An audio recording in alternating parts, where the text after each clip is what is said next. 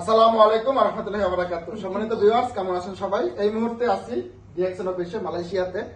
হাজারো প্রবাসীর জীবনকে পরিবর্তন করছে এই ডিএক্সএন প্ল্যাটফর্ম। তো আমাদের একজন গ্রেট লিডার আজ থেকে 6 মাস আগে ডিএক্সএন বিজনেসটা সিদ্ধান্ত নিয়ে শুরু করছে। তো আমরা বলি সবসময় যে ডিএক্সএন থেকে ইনকাম করা যায়।